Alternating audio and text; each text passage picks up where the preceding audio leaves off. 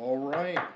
I'll go ahead and call to order the last regular meeting of the City Council for 2024. The invocation and Pledge of Allegiance will be led by Councilmember Mazzoni.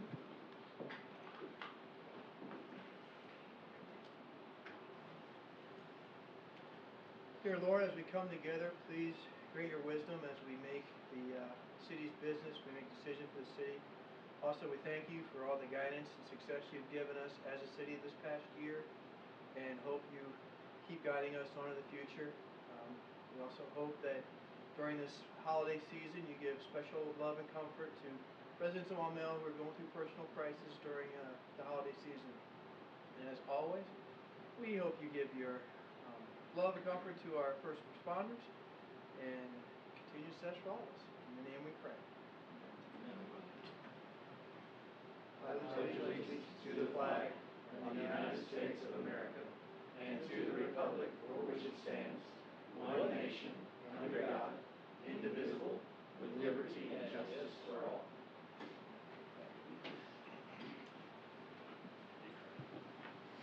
All right, thank you, sir. The next order of business is special guests and announcements. We don't have it on the agenda here, but we do have the presentation of the 2023 audit. So come on down. Good evening. Can you hear me all right? Yes, sir. All right. Kyle Elmore here with Forvis Mazars. It's been Forvis Mazars. It's the same group, a couple different name changes and different colored reports. But we should have in front of you the 2023 financial report. We refer to it as the ACFR, the Annual Comprehensive Financial Report for the city. We just finalized this on Friday.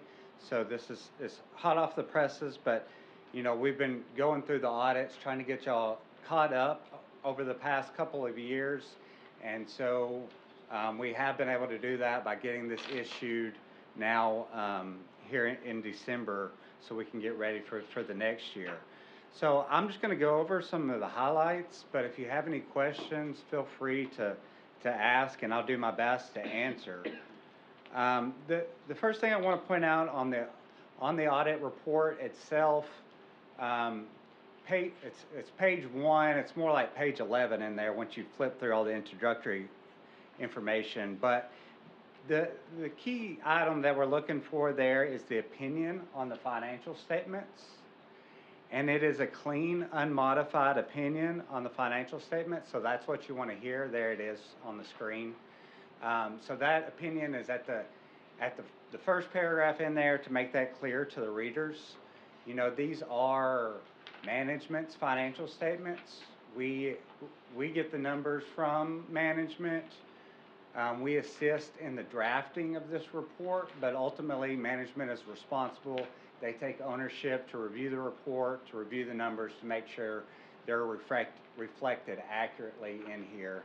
Of course, the numbers that they provide us, we do the testing on those to make sure that those are accurate information that they're providing there.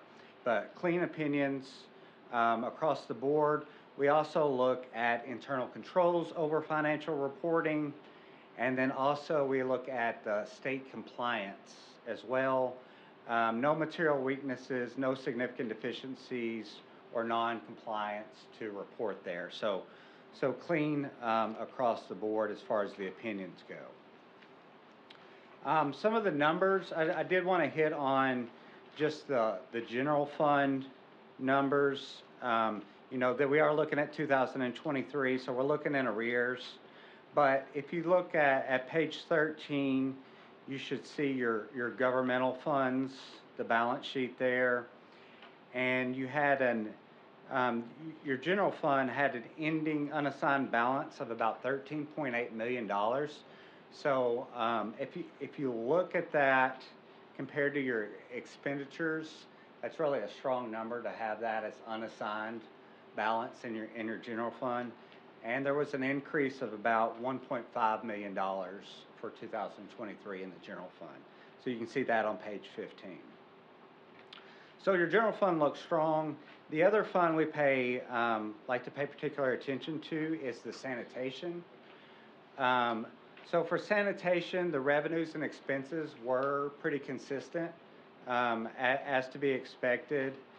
You did have a decrease, or your change in net position decreased by about $227,000. So that's basically like a loss for the year for sanitation. And in the prior year, we talked about, it was about a $181,000 loss. So generally what we say with the business type activities is you want to see them at least breaking even. But I know from talking with members of management and reading through city council minutes, y'all have increased rates. So that's kind of what you would like to see. You know, what that is indicating is it might be time to look at that, and I know that has been approved. So other than that, your long-term liabilities continue to decrease as you continue to pay off your debts. And then I also have this separate, kind of shorter report here to the council and to management. Goes over some additional items not included in the other. As big as it is, there's some additional items not included. I think that the ACFR, the thicker report, is more for the public, whereas this is intended more for management and for city council. It goes into some additional items that may not be required to be reported in the ACFR. So some of the things we talk about are, the standards we're required to follow, but also any significant estimates that go into the financial statements. So one thing we talked about there as far as significant estimates on page 3, there are significant estimates when we were talking about the pension plans.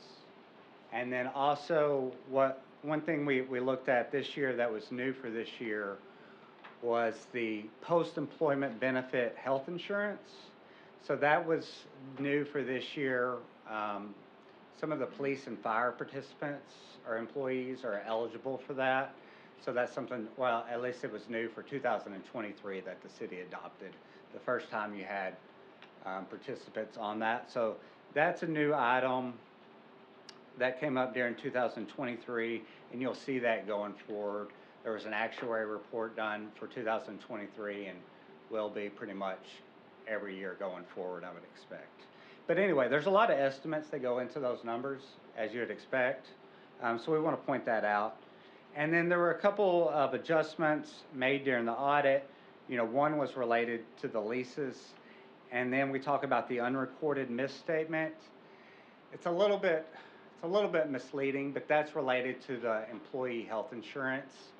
We became aware of this, I don't know, probably a couple weeks ago. And so at that point, we were like, let's figure out how big the liability is. If it's really significant, then we would recommend that it needed to be recorded. But looking at the amount of the liability and considering it was for 2023, well, we talked with management to record it in 2024 and going forward. Other than that, we do list, I think we have, further in the back, we have items that were considered deficiencies, and this was just due to the year-end adjustments, due to the new health insurance plan and a small adjustment related to the new accounting for leases. So that deficiency is related to those adjustments. If it was significant, then it would make its way on to the ACFR itself. Being that it was smaller and not material, it's not included in the ACFR. The other item we have here in the other financial reporting matters, that's page 6. We included in there are some new accounting standards. There's one of those that may have an impact on y'all that we'll work with management on to make sure that's properly reported. The conflict of duties related to the check signing, this is related to the relationship between the city and the not-for-profit related to the fundraising on the playground. We looked over that as far as it was related to the 2023 audit, and really it's just our recommendation that there wouldn't be any employees of the city also signing checks with a nonprofit that's doing business with the city. So that was just a recommendation, just a best practice when you're looking at, internal controls in order to reduce your risk there. I think it would just be, we didn't see any wrongdoing as far as the testing that we did, but just a best practice to avoid any conflict of duties there going forward. So that's all I really had to hit on for this. Management did a great job of getting everything and getting us the information so we could help get caught up. We really appreciate them and the hard work that they put into it. So, thank you to all of them. Thank you, sir. I'll go ahead and open the floor for any questions or comments. Councilmember Mosley. Yes, sir. First of all, I'd like to congratulate you and the city finance director for finally getting us caught up on our audits. And I think it's been like 10 years that we've been behind. So that's, what do you call it, an auspicious occasion, I guess. So I had a couple of follow-up questions on this check signing thing that you mentioned last. You had talked about internal controls can be circumvented with such an arrangement. And I actually spoke with you all about the leftover money that's actually in that nonprofit and how that should be handled. And since this leftover money occurred in 2024, you're really not prepared to make any kind of a recommendation on that other than I think right now the mayor and I are kind of in agreement that we'd really like to see that money transferred over to the city to reimburse the city. And do you have any thoughts on that? Yeah, so we've talked about that, and like I said, we focused really on the 23, and there was construction going on during 23. I'm not sure when it finished up. It's difficult to say on the funds without going into more detail. I think you kind of go back and look at the donor's intent. So, then that kind of gets into the not-for-profit. Did the donor intend for the money to go to the playground? So it seems like it would need to go to the playground, or reimbursing the city may be a viable option. But like I said, we really didn't dig into that. And we may look closer in 24 as it probably more related to the 2024 financials. All righty. But right now you don't see any reason it couldn't be given back to the city at this point, so. As far as I know, but we didn't like look, again, it goes into the donor intent. So I don't know, did the donor intend for it to go to the playground, or was it just a donation that could be used for general use is what I would look at, though. All right, we'll leave that for next year. Okay. And I guess the city could have some liability by being involved like that if something were to happen with the funds inappropriately or something. Is that right? I think that's kind of what our recommendation is. If there's no city employee that's involved, then it keeps you from that liability. All right, thank you. I'll pass to anybody else that wants to talk. I've got another question or two. Mr. Mosley? Okay. Let me ask you this. Occasionally, something that would come along like this, is there any reason why the city couldn't call you guys up and say, hey, we're thinking about doing this. How does this fit? Should we be doing this or not? How does that, can they consult with you on things like that? Right. I would say in general, we're pretty open to consulting with that. If you have questions, if the finance director has questions, feel free to reach out. We'd rather talk about it on the front end than on the back end, I guess. So, but, Exactly. yeah, I mean, we have to, I mean, we can't make management decisions, but yeah, we can consult. All right. That's all I've got. Thank you again for all your audits and for visiting with me on the phone the last couple of years about the audit and things like that. So Sure, thank you. I appreciate the close eye on things. So. Thank you. Are there any additional questions or comments? Seeing none, I'd entertain a motion to accept the 2023 ACFR. So moved. Second. I've got a motion second to accept the 2023 ACFR. If there's no further questions or discussion, all those in favor, please signify by saying yes. Yes. All opposed, no. Motion carries. Thank you, Kyle. We'll see you in March. All right, March. Not for a final. Yeah, not for the final.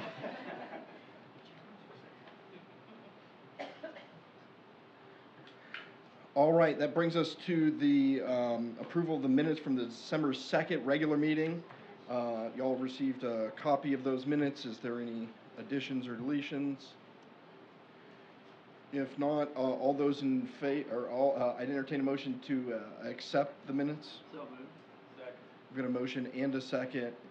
All those in favor, please signify by saying yes. Yes. All opposed, no. Motion carries. That brings us to public comment. I have one public comment card from LJ Wesley. Please come on down, state your name and address for the record. And Kyle, you are more than welcome to leave, or you can just hang out here for the whole meeting. Or the financial report. A little bit, okay. Good evening, LaJarlin, LJ Wesley, 121 Timberland Trail. Good evening, council members and Mayor Norris, as well as Maumelle residents. I am LJ Wesley, and I am honored to have been elected to serve on this council with each of you. I want to take this opportunity to just introduce myself, as well as express my deepest gratitude to the citizens of Maumelle for trusting me to represent our community. I'm excited to get started working alongside of each of you for a positive impact of our city. However, I want to let you know in advance, I will not be able to attend the January 6th planned meeting for the swearing-in ceremony due to a family vacation that was planned, work, family, leisure type event. I've already coordinated with the appropriate officials to be sworn in before leaving, and I assure you, I will be ready to hit the ground running as soon as I return. Thank you for allowing me this time tonight, and I look forward to collaborating with you all in the years ahead. Thank you, ma'am. Thank you. And thank you for letting us know so we don't look for you at the first meeting. Wonder where you are. That concludes public comment cards. It is time for the financial statement review. Ms. Sousa, come on down.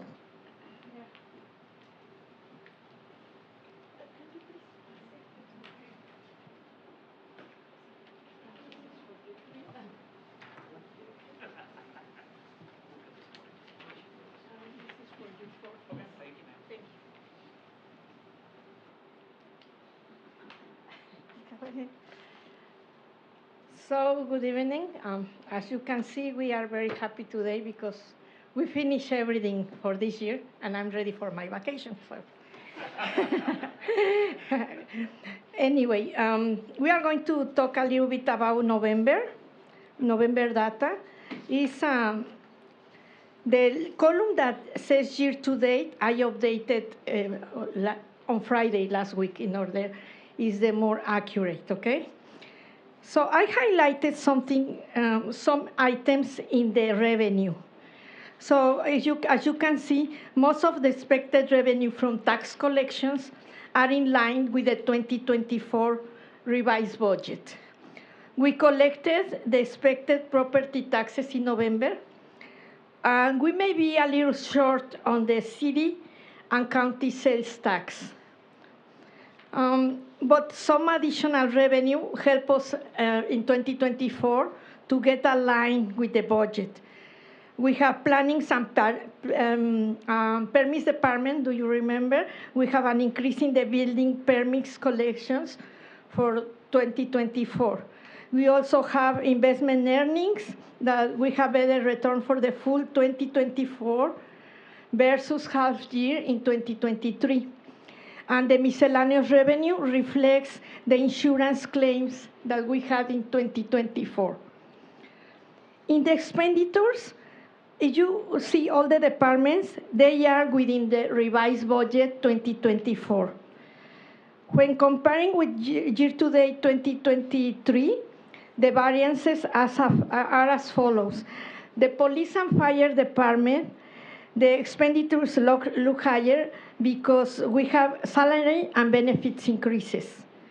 In the senior services, we have additional expenditures as professional study for the indoor swimming pool, repairs for the building, tree services in ground maintenance, utilities increases, and instructor classes like strength training additional.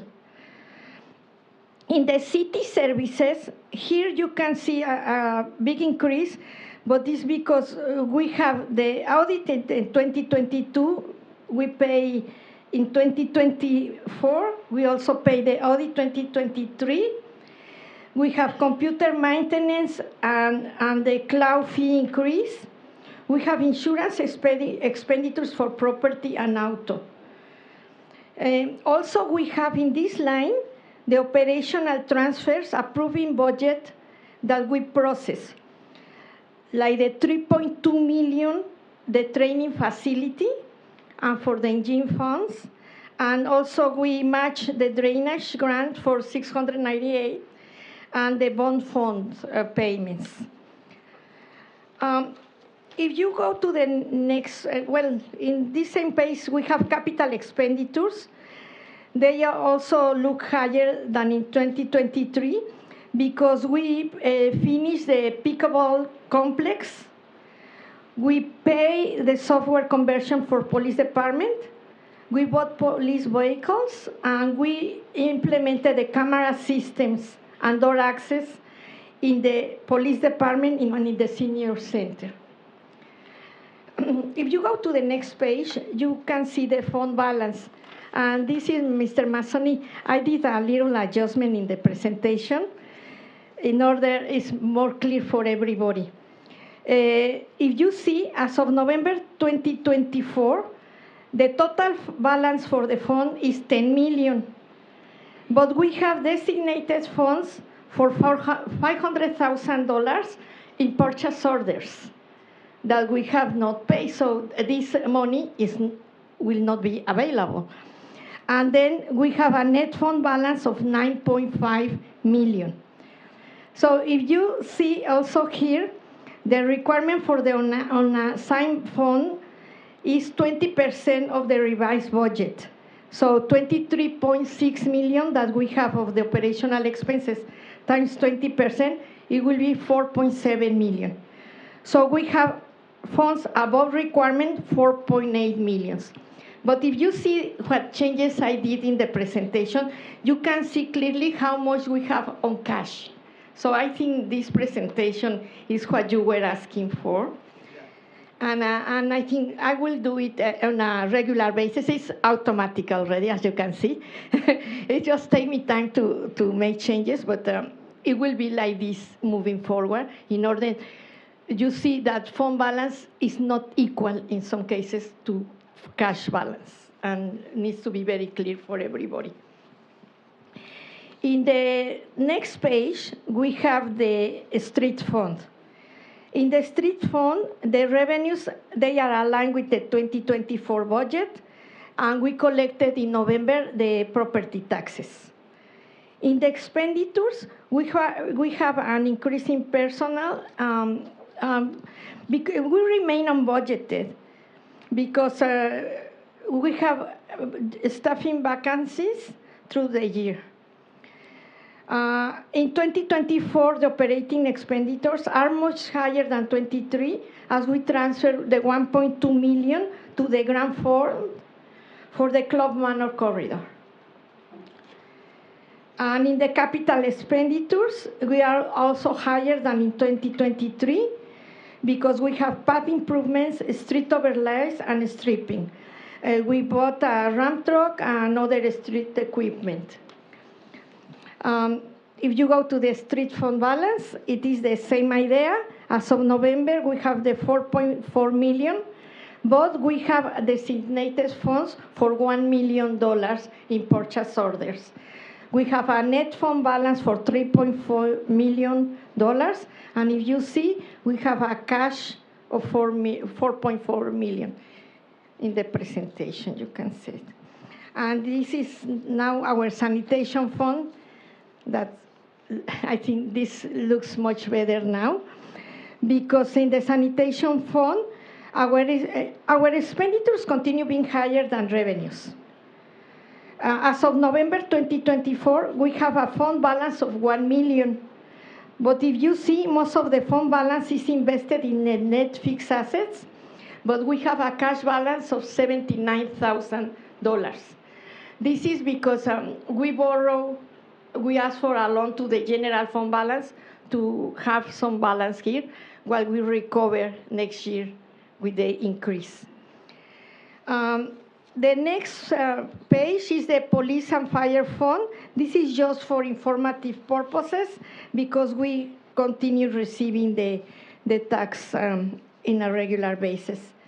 Some financial updates you want to hear, right? But we finalized the budget 2025. You have the final proposal in the package. We finished the audit. We are almost ready really to close doors. And we continue with the fixed assets implementation. And we issue a draft for the fixed asset policy as well. So that's all what I have for today. Thank you very much. Are there any questions or comments? Councilmember Mosley? Just one final comment. Again, thanks for catching us upon the audits. You're welcome. It's amazing how fast you did, and you and Forbes started to say conspiring, but collaborating to get that done. That's an accomplishment. Thank you. Thank you. I also have very good team. We are 4 people, and I think we have excellent team, and that helps. Thank you. Councilmember Mazzoni? Yeah, thanks for all the work you did on those reports. I You're think welcome. those really do make it a lot less confusing and will help everyone for the next few years. Thank you. Thank you for your comments all the time.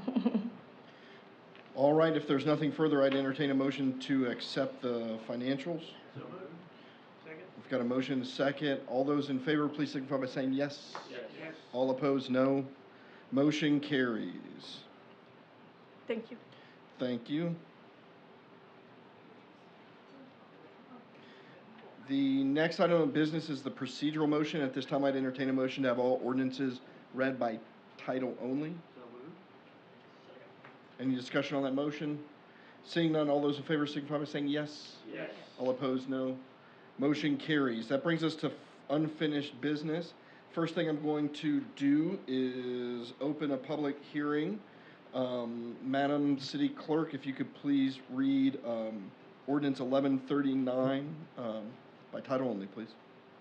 Be it enacted by the City Council of the City of Maumelle, County of Pulaski, State of Arkansas, an ordinance to be entitled Ordinance Number 1139, an ordinance to establish and lay off the City of Maumelle's municipal properties multi-purpose improvement district number 2024-01 Stone Canyon Project, and for other purposes. All right, at this time, I'll open the floor for any members of the public that would like to comment on this. Seeing none, I'll open the floor for discussion. Motion to approve ordinance 1139. I've got a motion and a second to adopt ordinance 1139. Is there any additional discussion on that? Councilmember Mosley? Yeah, I mentioned I was going to vote no on this. I don't like the the way, I don't like special improvement districts to absorb the costs of construction to be passed along to residents in the future.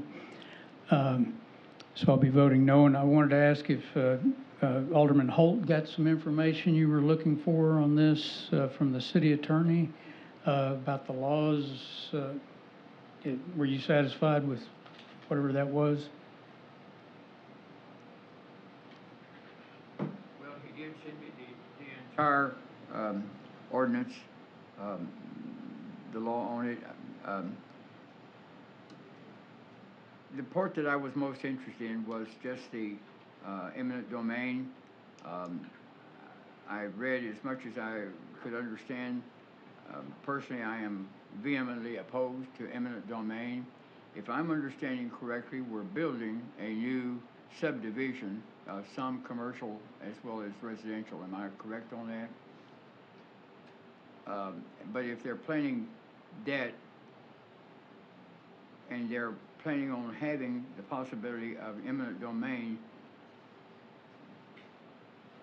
I'm not understanding why that can't be built in advance so that that is not necessary to come along later. And you're asking for a lawsuit probably, but I just, and the city of Maumelle is the governing body, and all the way through that, we are constantly involved in handling part of the administrative area. So I'm not sure that we have done sufficient study on this to really understand what we're doing. So I would yield to the city attorney to try to clarify that a little bit more, please. Thank you, Mr. City Attorney. Yes, sir. Mr. Holt, the power to use eminent domain for its purposes, that comes from the state law itself. So that's not something specific that the city can give or not give. That's been given by the legislature to these municipal improvement districts once they are approved by the local government. And I believe both of these are wholly residential, single-family detached. I know we have, is that correct? Okay. They're both residential developments, so there's no commercial. If I had to speculate as to why the legislature gives municipal improvement districts the power to use eminent domain, it's because they're building roads and installing improvements like water, electric, utilities, and occasionally it's necessary, just like when the city builds roads, sometimes it's necessary that we use eminent domain. Eminent domain itself, under the law, is highly regulated. There are due process protections, and I believe any private property that's taken for public use, there has to be just compensation, which means that they have to be paid the fair market value of the property. But someone is buying a segment of property in that area, right?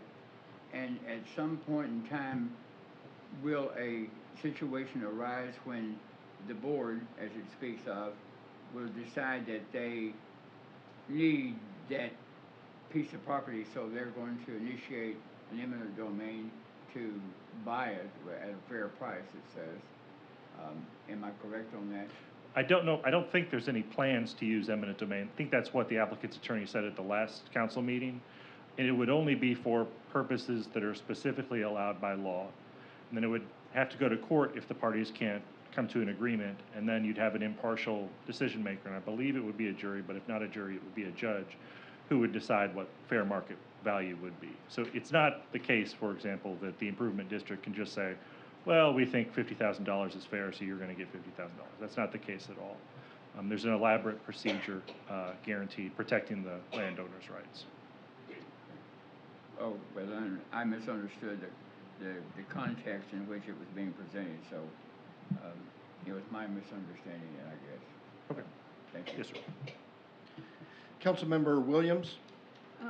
Correct me if I'm wrong, but from what I understand and what I read, Mr. City Attorney, our role as the council is to make sure that there's no opposition from the public and to make sure that they gathered all the signatures necessary. And then we are required by state law to approve an improvement district, barring none of those, that those are okay. Yes, ma'am. The city council has two obligations. First is to ensure that 100% of the property owners signed the petition. And you can verify that by there's a certificate in here from an abstracting company who checked the record ownership on file with the county clerk. And so this one, Gosen LLC, is the landowner of all the property, and the petition is signed by an individual from Gosen LLC. That's the first task. And the second task is at the public hearing to verify that no mortgagee holding at least 10%, and you'll recall that at the last one, we had a representative from First Service Bank come and appear and said that they were not objecting to it. So, and if no mortgagee holding at least 10% of the property appears to object, then yes, you're right, that it's the city council's obligation under the law to grant it.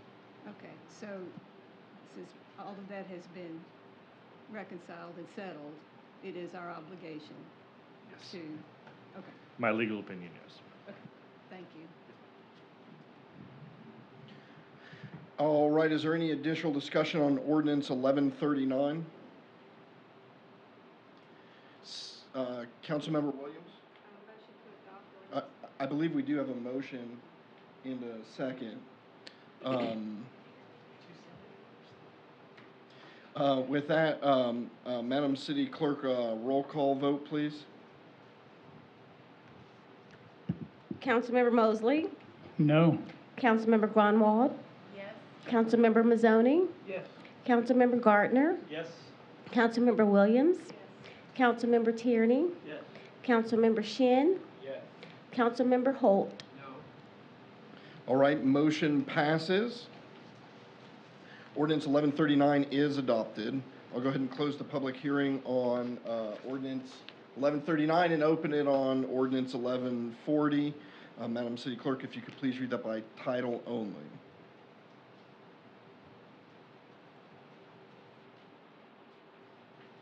Be it enacted by the City Council of the City of Maumelle, County of Pulaski, State of Arkansas, an ordinance to be entitled Ordinance Number 1140, an ordinance to establish and lay off the City of Maumelle's municipal property owners multi-purpose improvement district number 2024-02, Cypress Bend project, and for other purposes. Thank you. At this time, I'll go ahead and open the floor for any members of the public who would like to comment on ordinance 1140. Seeing none, I'll open the floor for discussion. Councilmember Mosley. Yes, sir, I'll be voting no on this one for the same reason as the previous one. Thank you. All right, Councilmember Williams. Well, since I didn't get to do it last time, motion to adopt ordinance number 1140. Second. We've got a motion and a second to adopt ordinance 1140. Is there any additional discussion on that motion? Seeing none, Madam City Clerk, roll call vote, please. Councilmember Holt, No. Councilmember Shin, Yes. Councilmember Tierney, Yes. Councilmember Williams, Councilmember Gardner, Yes. Councilmember Mazzoni, Yes. Councilmember Grunwald, Councilmember Mosley. No. All right, thank you. Motion, ordinance 1140 is adopted. With that, we will move on to, I'll go ahead and close the public hearing, and we'll move on to new business or semi-new business with Resolution 2024-43 to amend the 2024 general and grant fund budgets. A resolution of the City Council of the City of Maumelle, County of Pulaski, State of Arkansas, a resolution to be entitled Resolution Number 2024-43, a resolution to amend the 2024 general and grant fund budgets and approving the contractor for Gateway Park. All right, I'll go ahead and open the floor for discussion. This is just a heads up, this were a reminder, refresher from last meeting. The amount of money that we had in the budget for the construction of Gateway Park is not sufficient to cover the construction of that. We recognized that and realized that earlier this year. Back in April, we brought the planner and engineer in to the city council to discuss whether or not we needed to start making sort of value engineering cuts to some of the stuff, council decided to proceed, knowing that we would come back with a budget resolution later in the year to actually afford to increase the funds for that. This is what the resolution is. So open the floor for discussion. Councilmember Mosley? Yes, sir. Okay, we've already appropriated $1.3 million, correct? Yes, sir. All right, and then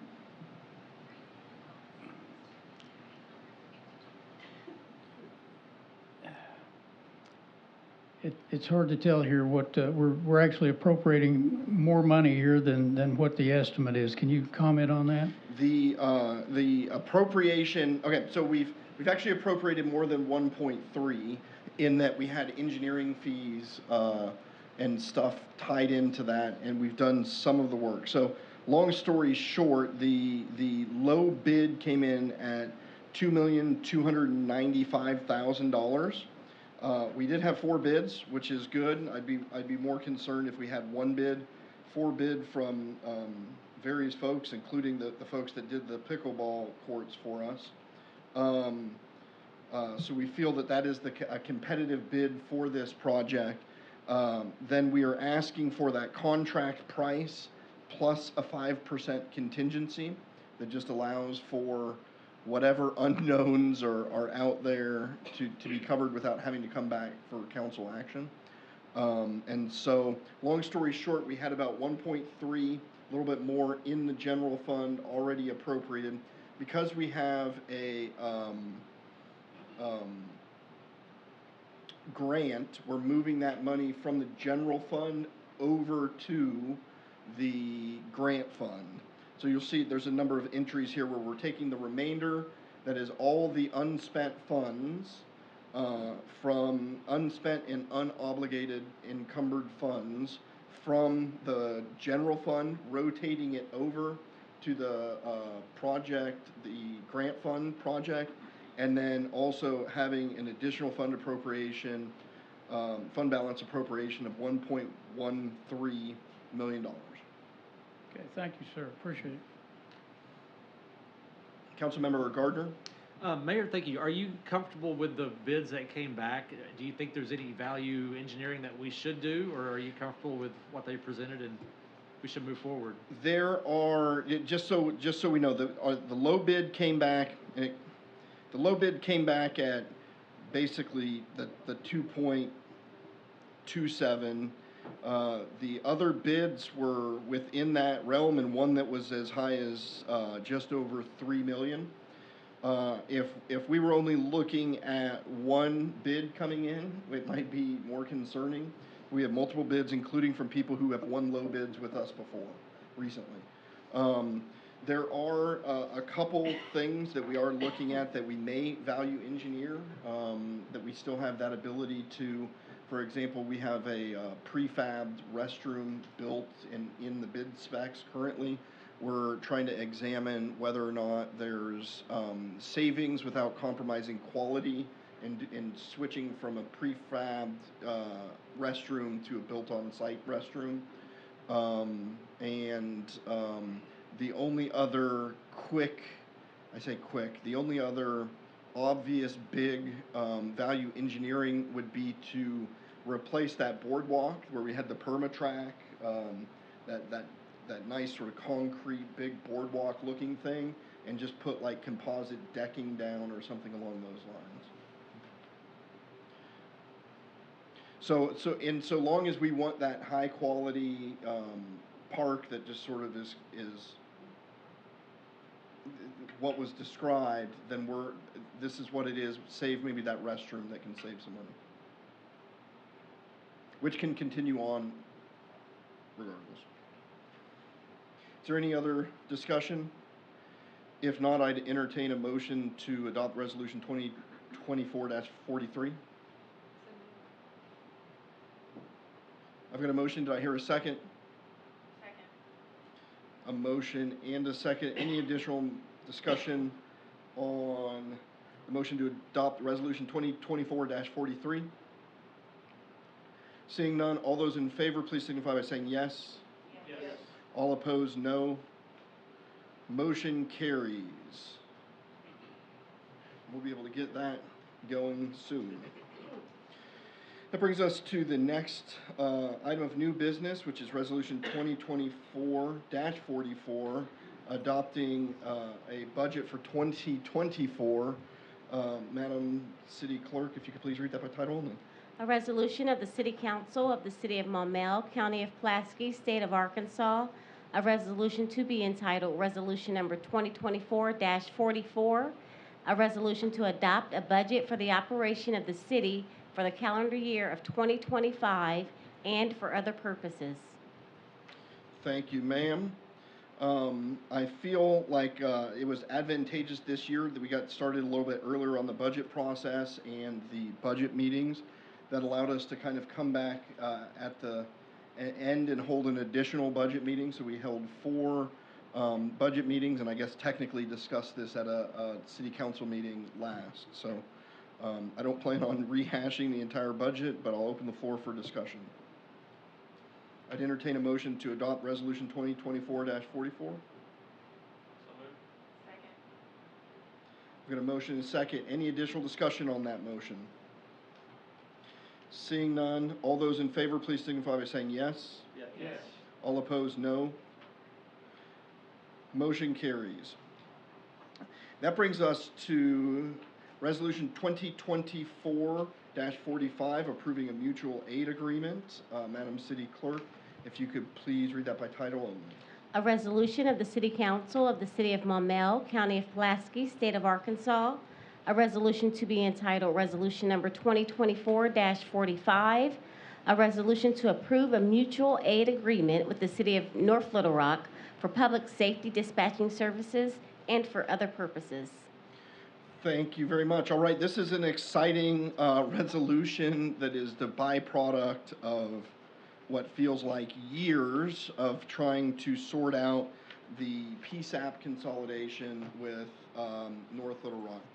Just as a little bit of a reminder, PSAP is a primary service answering point. It is where your phone call is directed when you dial 911. A few years back, the state law changed and effectively, what's that?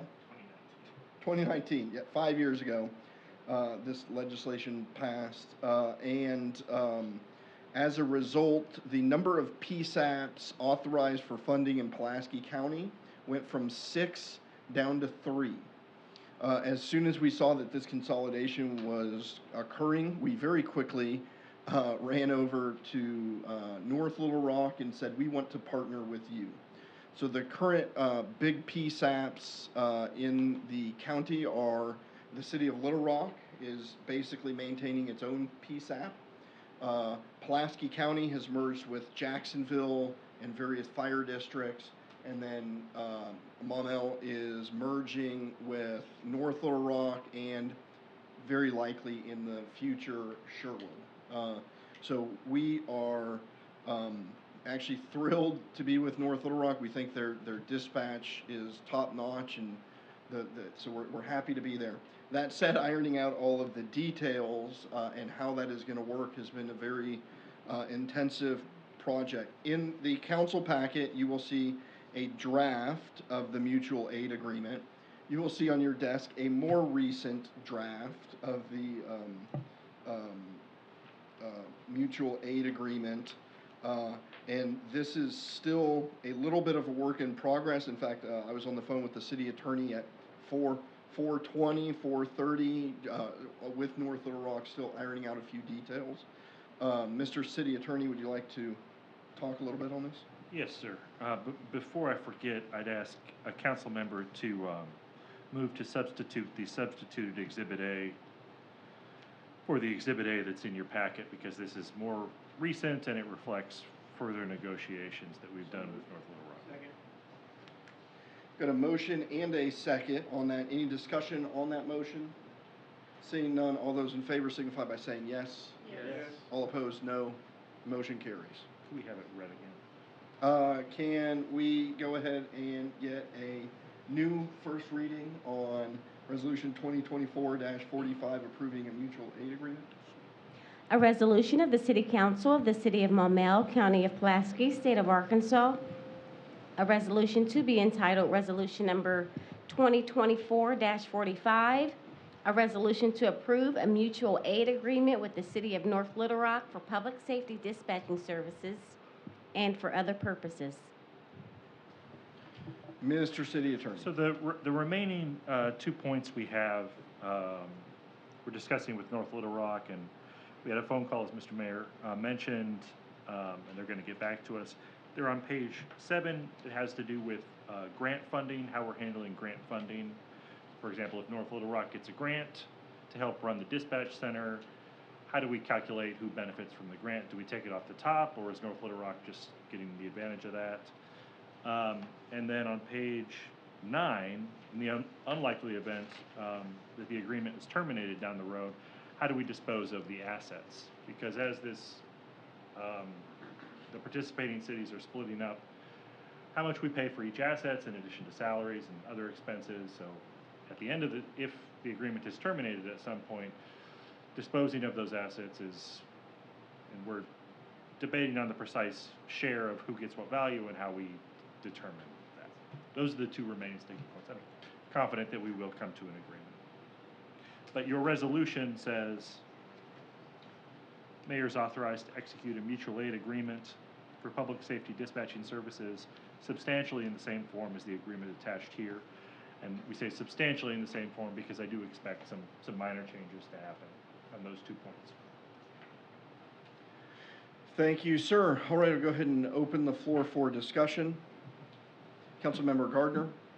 Thank you, sir. I presume that there would be some good economies of scale if another city in Pulaski County were to join into this endeavor. Is that a possibility? Yes and no.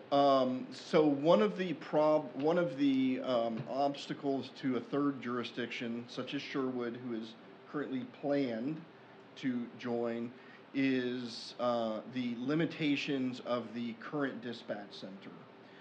Currently, North Little Rock can absorb the number of dispatchers that would be needed for Maumelle, but there is concern that if Sherwood or another entity joins, that then requires a bigger space. So in operational costs, there is an economy of scale.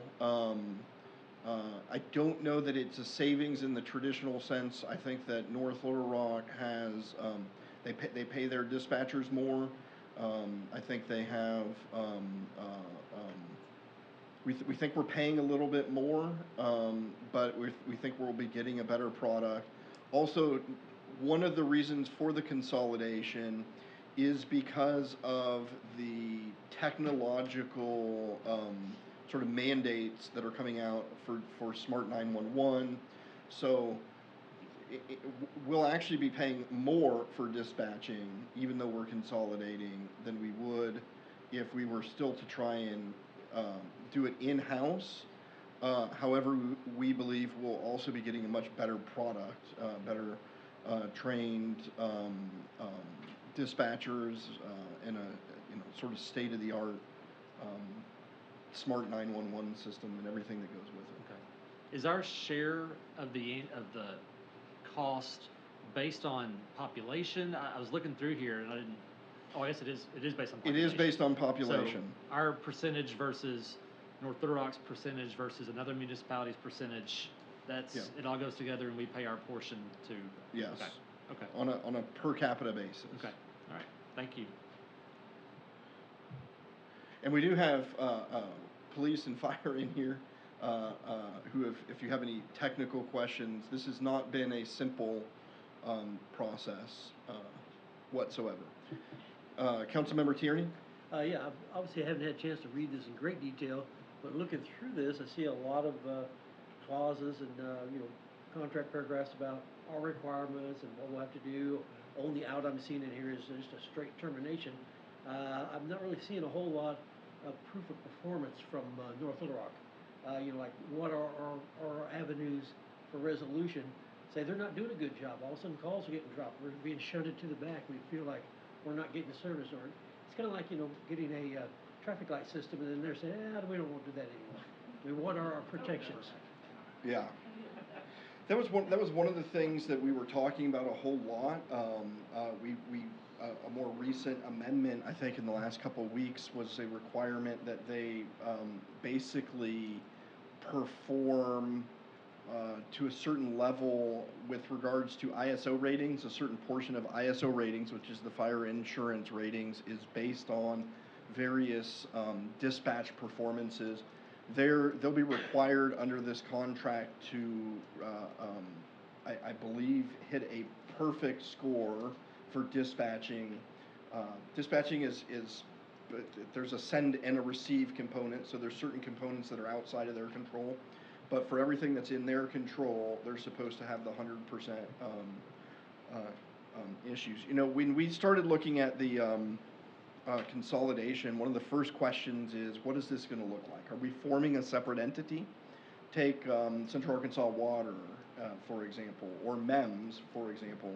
These are sort of separate entities that are formed by multiple jurisdictions. Were we going to send to 911 calls to, say, North Little Rock, and then have them send it to us, and we handle the dispatching, right? Because you have the 911 call takers are dealing with the people that have dialed 911, and dispatchers are dealing with officers or firefighters. In some instances, that can be the same person, but often in bigger dispatch centers, you see different people doing different things. But so what is that going to look like was another question. Ultimately, this will be a City of North Little Rock entity. I mean, it's a mutual aid agreement where we're partnering with them and paying a portion of our costs. That was a little bit. There's various boards that you can see where the police chief and fire chief will have some say, but ultimately the brass tacks is when it all comes down to it. It is a City of North Little Rock entity. Now, we have zero concerns right now over their folks that are over dispatch, their police chief, their fire chief, the mayors. Like, we all get along great right now. They just deliver a top-notch product. The goal for this has been to try and make it so that we are good in 20 or 30 years. And so one of the reasons that our biggest hammer at the end of the day is to leave, which is why one of the last sticking points that we haven't fully ironed out is, if we leave, what do we get, right? Because if we've helped pay for all this equipment, we've helped pay for all this stuff, what do we get if we leave? That's the biggest, I don't want to say hammer that there is, but that's the biggest, when it comes down to brass tacks, that's where it lies. I feel as though I've answered that sufficiently, but I know Chief Buford, Chief Pickard, if y'all want to, if you have anything to add that I forgot, feel free to run up. But that's pretty much the our biggest threat is we're going to leave. So no possibility of putting in penalties? Pardon me? No possibility of putting in penalty clauses or anything like that? Because, I mean, all of a sudden, we don't get a service call answered. 911 calls start getting dropped. I mean, it's kind of a shame that our only response would be like, fine, we're taking our ball and leaving. I mean, right now, it's just nuclear option. Either we do, we just take what North Little Rock gives us, or nuclear option, we're going to leave. There are various sort of softer, so there's like an advisory board that consists of police chief, fire chief, our first responders that meet with theirs. In North Little Rock, their dispatchers and 911 is not part of the police department or not part of the fire department. It's its own separate department that operates there. There we have I think a lot of influence and advisory decisions, but I think when ultimately it is a City of North Little Rock entity. So now, one of the things I've seen in the language here, that we're going to share liability with the city of North Little Rock. I thought I saw that in some of the language. Mr. City Attorney? Yeah, it says that each of us are only liable for what we're liable for. So, for example, if North Little Rock Police are out on a traffic stop with somebody and they call in his name and they say, hey, his ACIC, his criminal history says he's got an active warrant out of Maumelle, and somebody at the Maumelle Police Department incorrectly then reports back, yeah, I've got his warrant in hand, the city of Maumelle would be liable for that in the normal course. Not waiving liability or anything like that. We do have tort liability for negligence, but it says that we're each responsible for what we're only responsible for ourselves. We're not indemnifying each other, we're not insuring each other, so that's a pretty common thing in contracts. One party will indemnify the other for anything they do. We're not doing any of that. We're just saying we're strictly responsible for what we ourselves are only responsible for. Okay. Thank you for that clarification. Yes, sir.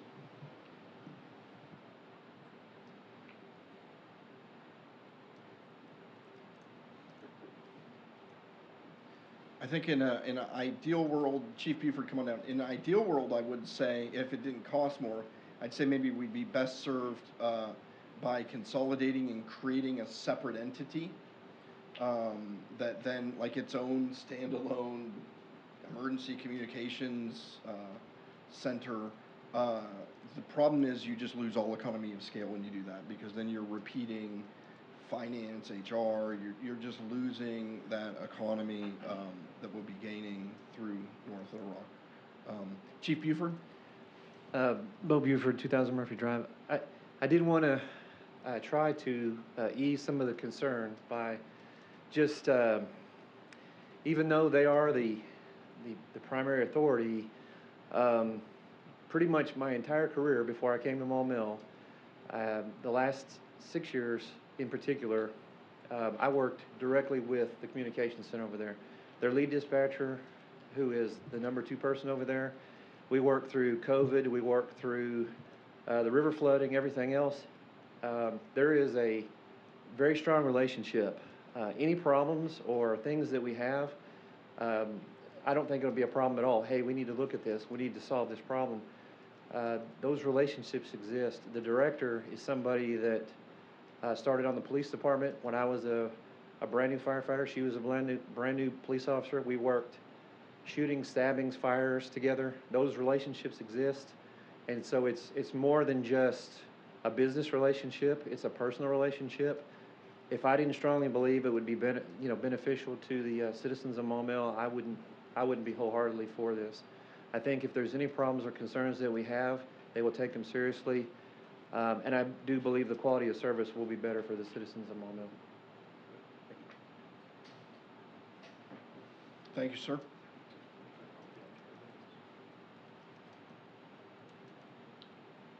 Did you have anything else, Mr. No, Chair? that's my question. Thank you.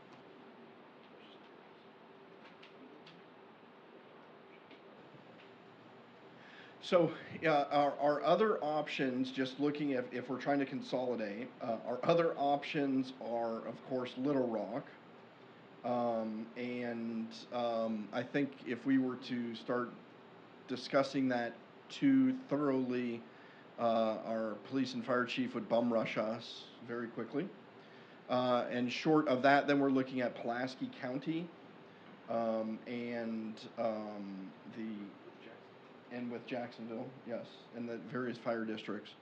And so in the future, if we just find that there's just substandard performance, which we're not expecting at any time now, you just never know when you have these agreements. There would remain presumably still 2 other PSAPs that we could consider consolidating with here. Alternatively, we could set up our own PSAP and just pay for it. But one of the reasons, because we wouldn't get the state funding for it, one of the reasons for the consolidation statewide, ultimately I think it's a good thing, is the amount of technology that is going into 911 these days is not what it's insane. It used to be you picked up your landline, you called the police, you called 911, they would know where you were at, your address. Nowadays, you're talking about cell phones, you're talking about text messages, you're talking about sending pictures or videos of crime live to 911. I mean, so if we were to do it on our own, those costs would be very high for that equipment, just the capital purchases at the beginning. So there are other options. We're not just stuck with them. This is just the best option that we have, and we've been working on the terms of this for years, literally years. And a lot of that work is done with police, with fire, with HR, because we have employees that are here that are moving there, and how are we unbundling sick leave and vacation leave, and I mean, there's been a lot of work there. And we think we've got about as good, save a few tiny provisions, as we can possibly get with our dream entity in the area to consolidate with. Our first round draft pick. Councilmember Mosley? Yes, sir. I just want to say I don't oppose this. I just want to thank Mr. Tierney for raising that question and for reading the contract and checking it out there. Thank you very much. Thank you. Is there anything further? Do we have a motion? I don't think we have a motion to adopt Resolution 2024-45. Got a motion and a second to adopt that. Any additional discussion? Seeing none, all those in favor, please signify by saying yes. Yes. All opposed, no. Motion carries. Resolution 2024-45 is adopted, and we're slated to begin on January 2nd, 2025, not 2026.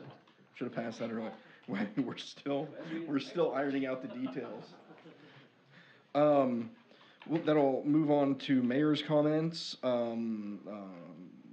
First of all, we have the Very Merry Maumelle Christmas Light Contest going on. We have 30 houses that are registered that you can go look at the lights, and then we have a record-breaking 21 that are competing in the competition. So I need to figure out how long it's going to take to go judge all of those. But Sydney Thompson has basically put this on completely by herself this year, and continues to get more and more input and participation from folks. So that's exciting. I don't remember when the last council meeting was, but if you missed the Christmas tree lighting ceremony in the park and Christmas in the park, you missed a really, really neat event. So be sure and try and get out there next year, and hopefully it'll be even bigger. I wanted to say Merry Christmas, Happy Holidays, Happy New Year, and all that other stuff. But before I give up mayor's comments, we want to recognize a few outgoing council members. I'll start first with Councilmember Mazzoni, who has served 4 years honorably on the city council. What's that? Mostly. Well, and I just wanted to thank you for running. I want to thank you for your interest in finances, your passion for ensuring the fiscal well-being of the city. There are often times, and one of the beauties of local government, there's not a whole lot of people who run for the glory, the fame, the status, or the paychecks. As we all know, sitting up here, it's usually an issue that was brought to our attention, or just an interest in what was going on here. And so I want to say thank you to RJ, who should have ran again, but opted not to. And then, of course, Council Member Mosley, who has 12 years on the city council, which is, I was walking around the room trying to make sure I was accurate, looking at these pictures, tied for the longest tenure as a council member in the city of Maumelle ever, tied with Ken Saunders. And in terms of Mayor Watson was mayor for 12 years also, but that puts you in top, service. I want to say thank you to you, particularly from my perspective. I think I have found that I often agree with, when I look at someone that I really agree with and then really disagree with, oftentimes, your name comes to the top of the list. I still remember I vividly remember answering my cell phone one night back in the middle of 2012, and some guy who I'd never met asked me if I was interested in running for city council. And that was you, and so thank you for that, because I would have never found what is my current passion, which is local government, if it wasn't for you. So thank you for that. I've got a couple plaques that I want to read to both of y'all.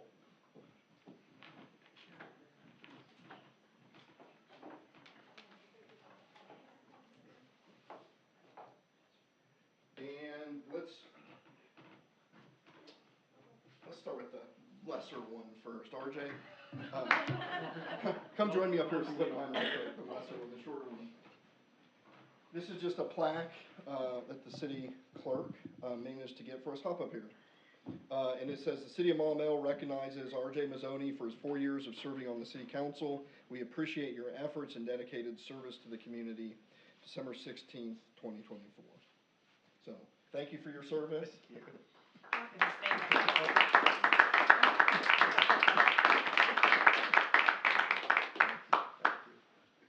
Steve Mosley, come on down. City of Maumelle recognizes Steve Mosley for his 12 years of serving on the city council. We appreciate your efforts and dedicated service to the community. December 16th, 2024. Thank you so much.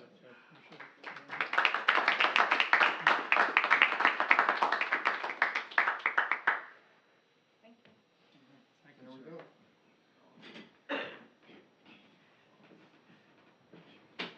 And that concludes mayor's comments, so council member comments. Oh my gosh, they're all lit up. Council member Mazzoni. All right, so, you know I gotta talk fiscal. This is my last chance in front of a microphone here that I can talk. You get 3 minutes. So that's true. I will get 3 minutes. But no, it's been honorable serving with all of you. We've gone through a lot of success, and I think a lot of it is not highlighted at all. So when this term started, our city was almost $32 million in debt. It's pretty much in those 4 years of time. We are down, actually 3, because if you look at our 2023 audit, so a year ago, we were down to 13.2 million. During that time, we retired the 2015 bonds 7 years early. We are at a pace to pay off that interchange also 7 years early. And in the year behind, Major Norris, you renegotiated the 2012 bonds, and they will be paid off 9 years ahead of the original schedule. So all of that's pretty good. We've also purchased a lot of capital equipment, items that normally would have been bonded out, and instead of bonding out, we actually retired the 2015 bonds, which you never hear about. So very good. So keep up that. None of that could be done without all the department heads. I gotta say, I work with different department heads, none in municipalities, and I gotta say the level of cooperation and work and willingness to go above and beyond what you'd expect of them is unparalleled. So the city's in great shape. Yes, it was a long thought process not to run again, but knowing that the city's in good hands made it nice. So there's challenges ahead, but you guys will do it, and that's all I got. Thank you, sir. Councilmember Mosley. Yes, sir. I have one item of business, and then I was going to give a little farewell like Mr. Mazzoni. The item of business is I've been talking about the leftover funds from the playground, the splash pad that are still in the nonprofit. We kind of hashed that out the other night in the budget meeting, so I'm not going to bring up any details tonight. Ms. Gronwald and the mayor both assured me that they would see to it that those leftover funds would be either transferred to the city to reimburse the city or to be spent on something for those 2 items. And so I will be checking back with you, but I'm going to say no more on that subject tonight. as far as having served here, it's been an honor and a privilege to serve the residents of my ward. I've made a lot of friends, had a lot of people that call me and email me and tell me I'm on the right track, and that's the kind of thing that keeps you going. It's what keeps you going for 12 years. So I've learned a lot. It's been an experience, and everybody, I wish everybody had the opportunity to serve. It's something everybody should be doing to make their community a better place. That's all I've got. Thank you very much. Thank you, sir. Councilmember Tierney? Yes, one bit of business and one side comment. I did have another call, again, another email concerned about the intersection of South Odom and Club Manor, and asking when we're going to put a light or something in there. And I was mentioning to her about how we are thinking about putting a roundabout. Of course, then her response was, why don't you put it over at Odom and Maumelle Boulevard? And but then also was talking about how we're talking about doing the Gateway Park, extending down along Club Manor and reducing that down from 4 lanes to 2 lanes, which I have to admit, everybody I talk to, it's a 50-50 split. Half the people don't want to see that go down to 2 lane. Other half don't care. So it's a real split there about reducing those 4 lanes right now. But that aside, I wanted to thank Mr. Mosley and Mr. Lazzoni for their service. They both were excellent council members. I appreciated their input and their attention to detail, and thank them for their service. Thank you. Councilmember Gardner? Thank you, sir. I was just going to ask you if you could provide a quick update on the White Oak Crossing roundabout. It seems like it's just kind of been in a standstill status. I'm not sure if that was utilities or what. Yes, more Okay. utilities. So the more recent issue was Entergy needed to power down and shut off some of the street lights that were on Club Manor. So Country Club Parkway. So there's about 7 lights that are in that center median that we are waiting on Entergy to power down, as well as another utility line that was discovered. I believe that was a fiber optic line. Entergy has powered down as of last week the lights, and so they're set to proceed. They said they'd be starting Monday, December 16th, but it was raining, and so when I drove by just to see if they were out there looking, they were not there. So at this point in time, they should be good to pick back up again until the next thing. Yeah. Any additional council member comments?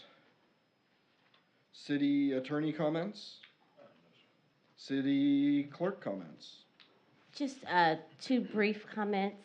Councilmember Holt, I just wanted to remind you, I'm sure you're aware, that the Planning Commission meeting has been moved up a week, and you are the liaison for December. So it's this Thursday instead of next week. Just giving you a heads up. And if there's anyone out in the public who wants to get notified about our public meetings, feel free to send me an email, cityclerk@maumelle.org, and I will include you on my distribution list, and you will be notified when they're announced. That's it. Happy holidays. Thank you very much. Just a reminder, all of the ward or position 1 positions will be resworn in. At the next council meeting, so that includes Councilmember Williams and Councilmember Shin. Congratulations on another term. What's that? It was a hard-fought win. I would know nothing about that. I know. And that'll occur at the next council meeting in January. With that, at this time, I'd ask for a motion to adjourn, but before I do that, I'd encourage Councilmember Mosley and Mazzoni to take that over instead of Councilmember Holt, just in lieu of this being their last council meeting. I'd like to make a motion that we adjourn this council meeting and have some happy holidays. Nice. I've got a motion and a second to adjourn and have happy holidays. Is there any discussion on that motion? Seeing none, all those in favor, please signify by saying yes. Yes. All opposed? We are adjourned. Merry Christmas.